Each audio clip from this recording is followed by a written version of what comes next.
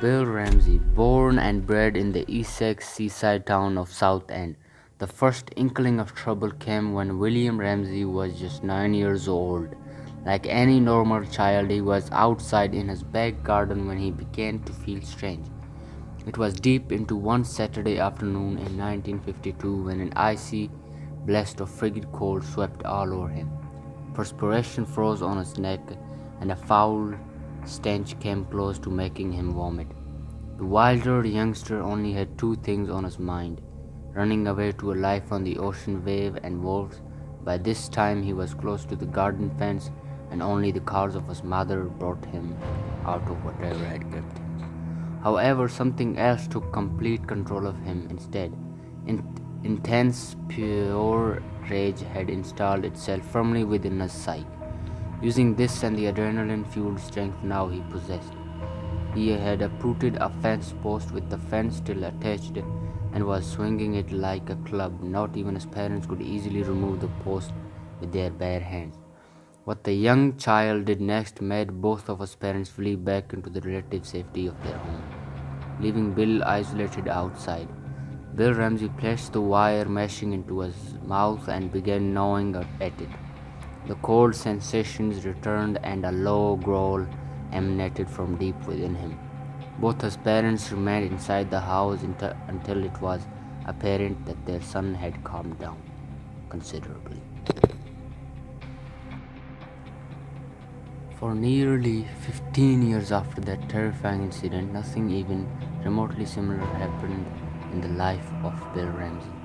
He had grown up, got married, and became a doting father of three. The first 2 years of his marriage, though, were plowed by nightmares. Each dream was the same, and the result ended up identical as well. Ramsey always woke in a cold sweat and was overwhelmed by the feelings of dread and unease. In his dream, he was always a few steps behind his wife, who would turn to face him and run away in extreme terror. It was only in 1967 that these dreams ended. 18 months on, and Bill woke one night in to hear what he thought was the panting of a wild animal somewhere inside the bedroom. He was correct. It was Bill himself. Once again there was a lull in activity for approximately 15 years. It was now 1983, and Bill was out with some friends at a local pub. After several drinks, Bill began to feel the same icy chills that first manifested much earlier in his life. He made an excuse and headed to the lavatory. Once there, he checked himself in the mirror and saw a wolf looking back at him. This was just a precursor as to what was to happen on their way home. In their car ride home, and without any warning, Bill began to growl and immediately turned to his fellow passenger, both hands twisted into claws, and Ramsey tried to bite the leg of his friend.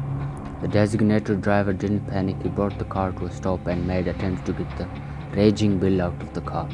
It still took several minutes and quite a bit of effort to finally get him out of the car. By now the frenzy had dissipated.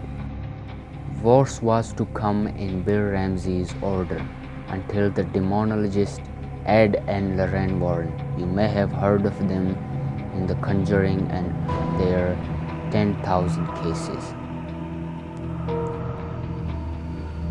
Has it ended? Well, Bill Ramsey last appeared in public in 1992 while he updated his progress. Just before his exorcism, the transformations were increasing in both frequency and seriousness. Since then, there have been no incidents recorded. No one has been rampaging uncontrollably through the streets of Southend-on-Sea in almost 15 years now. But Bill Ramsey has been quiet for just as long as that before.